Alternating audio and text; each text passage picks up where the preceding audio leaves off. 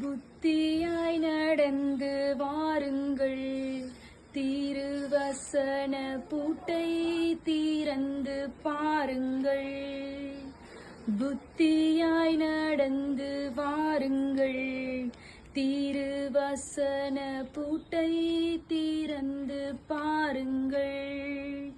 சத்தியத்தை பற்றி கொண்டு தன்னை சுத்தி பண்ணிக்கொண்டு, சத்தியத்தை பற்றி கொண்டு தன்னை சுத்தி பண்ணிக்கொண்டு, நித்தமும் ஜபம் தருமம் நீதி செய்து பாடிக்கொண்டு, புத்தியாய் நடந்து வாருங்கள், திருவசன பூட்டை திறந்து பாருங்கள்.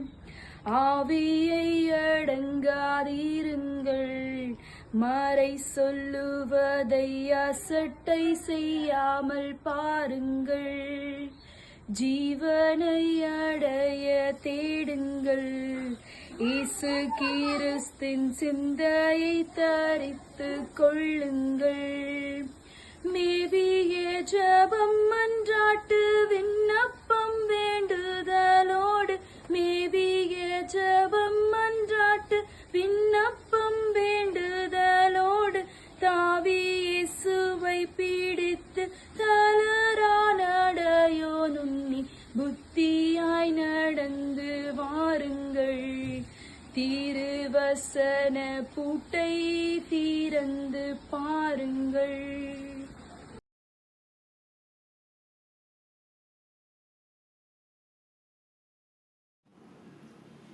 இயேசு கிறிஸ்துவின் இனிய நாமத்தினாலே உங்கள் அனைவருக்கும் என் அன்பின் வாழ்த்துக்களை நான் குறிப்பிடுவேன். இந்த நாளிலே கொடுக்கப்பட்ட தலைப்பு தேவனோடு நடந்த ஏனோக்கு.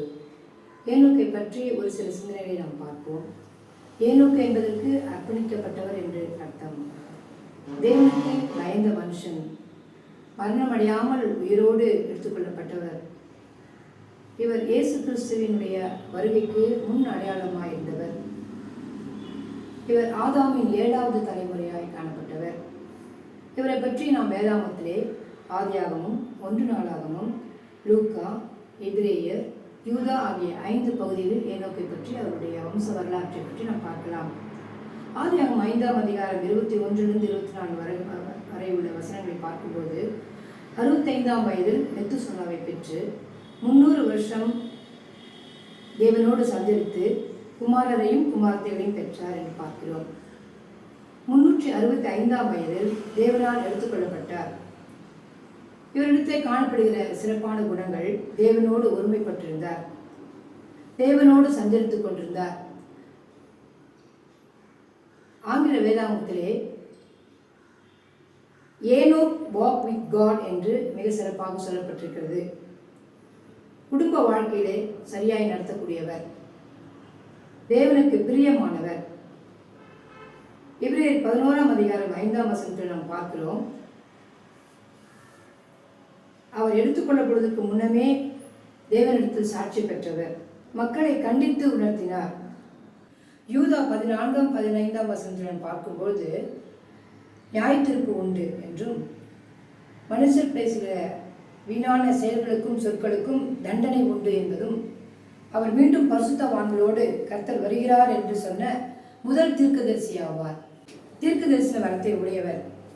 எனவே நோவாவின் காலத்தில் ஏற்பட்ட அந்த வெள்ள பெருக்கின் மூலமாக பார்க்கிறோம், அவர் இறப்பதற்கு பிறகுதான் இந்த நிகழ்ச்சி நடைபெறுகிறது. எனவே அவரிடத்திலே தீர்க்க தரிசன வரம் இருந்தது. வருகின்ற நிகழ்காரியங்களை முன்னதாக அறிவித்தபடியினாலே அவருடைய ஆண்டு காலம், மெத்துசலாவினுடைய ஆயுசு 969, அதிக ஆண்டுகள் வாழ்ந்த முதல் மனிதர் என்று சொல்லப்பட்டிருக்கிறது. நாம் இந்த உலகத்தில் வாழ்ந்து கொண்டிருக்கும் போது ஒருவரும் கெட்டு போகாமல் தேவனுடைய ராஜ்யத்துக்குரிய பிள்ளைகளாய் நாம் வாழ அழைக்கப்படுகிறோம். இந்த காலங்கள் கிருபையின் காலங்களாக இருப்பதனாலே ஆண்டவர் வருகிறார் என்று நாம் யோசித்துக் கொண்டிருக்கிற வேளையிலே அவர் நம் மீது வைத்திருக்கிற அன்பினாலே காலங்கள் கடந்து சென்று கொண்டிருக்கிறது. ஆனால் ஆண்டவருடைய அன்பு நம் மீது அவ்வளவா இருக்கிறபடினாலே நாட்கள் பொல்லாதவர்களால் இருப்பதனாலே காலத்தை பிரயோஜனப்படுத்தி கொண்டு கர்த்தருடைய பிள்ளைகளாய் நாம் வாழ, கர்த்தருக்கு சாட்சியாய் இருக்க, ஏனோக்கை போல நாம் சஞ்சரித்து ஆண்டவரோடு உரையாட கர்த்தர் தாமே இந்த வார்த்தைகளை ஆசீர்வதித்து காப்பாராக. ஆமென். ஜெபம் செய்வோம். எங்களை அதிகமாய் நேசிக்கிற கிருபை நிறைந்த கடவுளே, நன்றியால் துதிக்கிறோம் சுவாமி. இப்போதும் ராஜா, இந்த உபவாச காலங்களிலே உண்மை குறித்து தியானிக்கும்படியாக கிருபைக்காக கொடான கோடி நன்றிகள் எடுக்கிறோம்.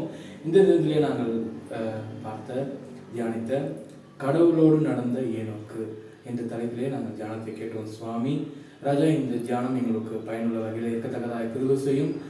அந்த காலகட்டத்திலே ராஜா, உம்மோடு ஏனோக்கு என்கிற தேவ மனிதர் உம்மோடு நடந்தார்கள், உம்மோடு சஞ்சரித்தார்கள் என்று நாங்கள் ராஜா வேதத்திலே வாசிக்கிறோம்.